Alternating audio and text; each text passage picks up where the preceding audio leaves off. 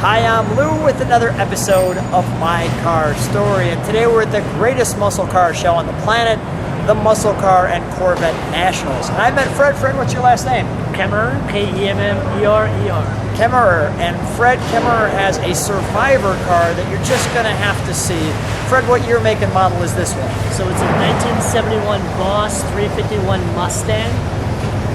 They only made 1,600 of them, so they're very rare. Now, speaking of rare, when did you first see this car? How old were you? So I was working with my dad on the weekends, Yeah. which not many kids like working with their parents at all, let alone the weekend. And a contractor that my dad was working for said, "Hey, come by my house, I have some stuff to give you."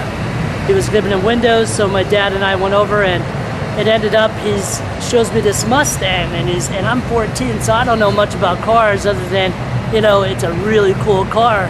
And he said, "Hey, do you want to sit in it?" And from that moment on, I was hooked, not to just Mustangs, but to this car. To this car in particular, and this is the car he sat in when he was 14. Now let me show you this car, because this gentleman, you can see the patina on the bumper. When did you actually purchase this car? What was the year? So I see it when I was 14. It took me all the way up until I was in 2015 when he said that he would sell it to me. So quite a long time. It took me 3 years after he agreed to sell it to me to get the funds to buy the car. So it did take me time.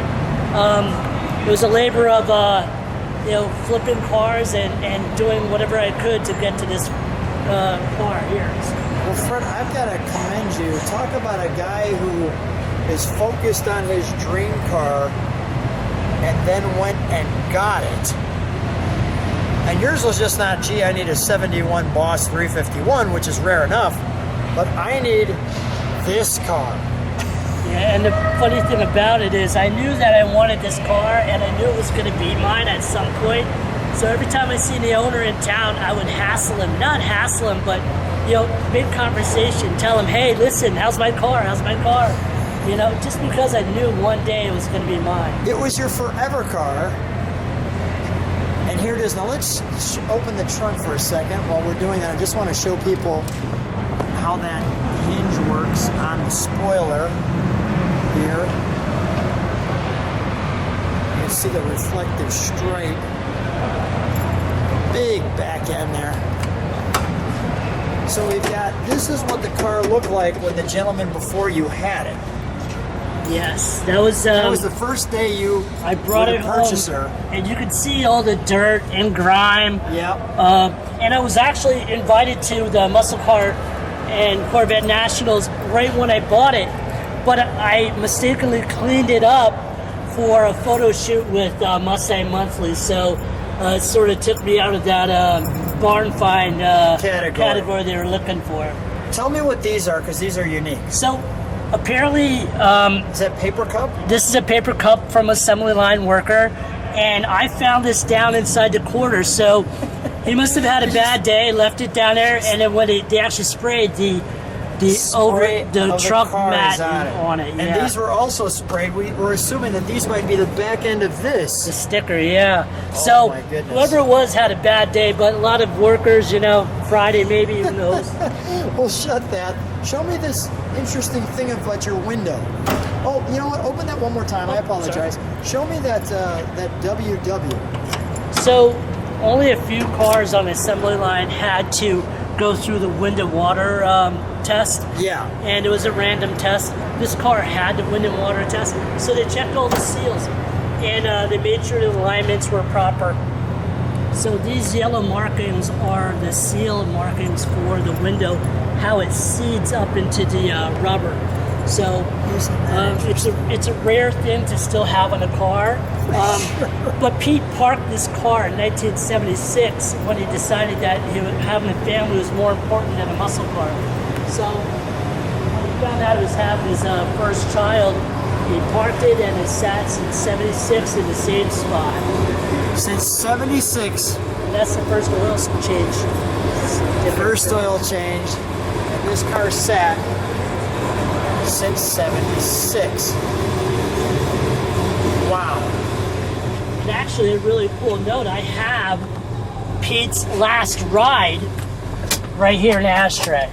So you probably haven't seen these pull tabs ever. Oh boy.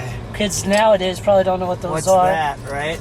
And I believe the old Coca-Cola There guy. you go. All right, we'll close that up in memory of Pete to keep his memory going.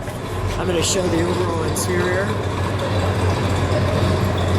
You can see the interior here. One interesting thing with that back window, very highly slanted, very difficult to clean that window. How do you clean that window? Yeah, without a doubt, it is difficult. So it takes long arms, that's for sure. So the other cool thing about the gas pedal and things like that, underneath the gas pedal is where I found the original build sheet that I have on the window. Is that right? And that's something in and of itself that's hard to link to a car as a build sheet along with the car that you have. So the numbers matching thing is important, and the build sheet holds all the keys to that puzzle. Well, I'm just amazed with your fortitude to stay focused on this car. And the Hurst 4-speed and the cold engine start, which is all up there. And that, the interesting story about all the paperwork that I got, it was a bartering deal because when I was cleaning the car out, I found his wife's Valentine to him for their first date. So I called Pete up. I said, "Hey Pete, I found this Valentine. Tell me your wife's name is Kathy." He's like, "Yes, my wife's name is Kathy." And I go, "Well, I have your Valentine." He goes, "Well, I have all your paperwork." and that's what I got. We had a swap meet. Let's take a look under the hood, shall we? When you get into started, I'll have to listen to that wonderful 71 sound that comes from your keys being in the ignition before you start it.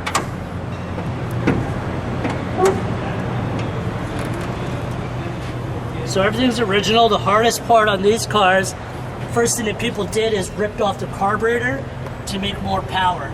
And it has original carburetor, it has original hoses, it has original belts, it has original spark plug wires, it has the actual original air filter in it as well.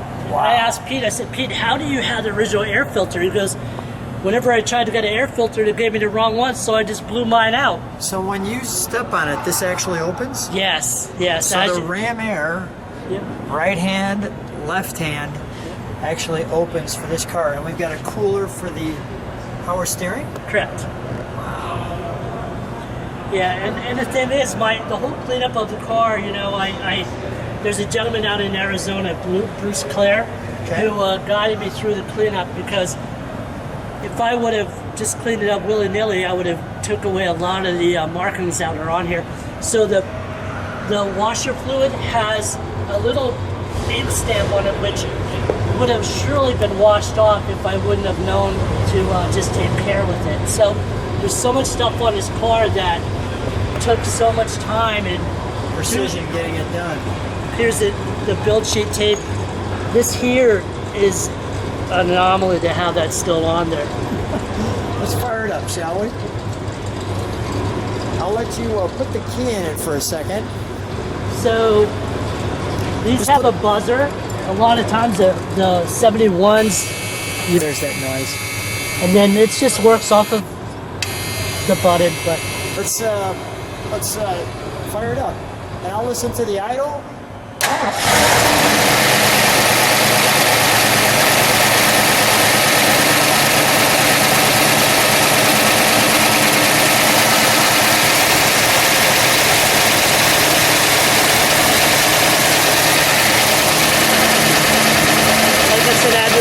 Belts on it, so like running it and driving in it is always a care, you know, because the last thing you want to do is throw up the original belt.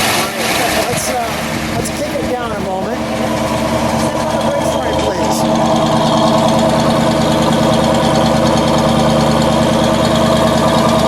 Oh, kick down.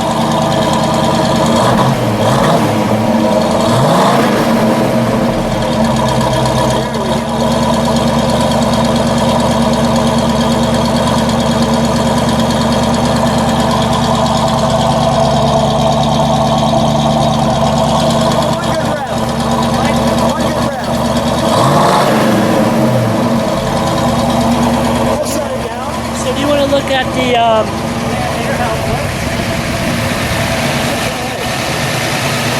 If you look into this flapper, yes, the flapper is the part.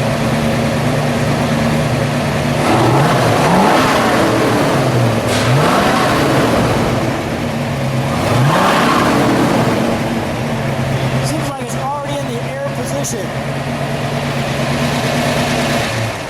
We're already ramming air into it. Come on out. Well, Fred, what a great car. Yes, And- I'm pleased with it. and an amazing story that you have stayed this connected to this car. What a treat just talking to you and listening to your enthusiasm about it. Thanks so much for being on My Car Story. Thank you.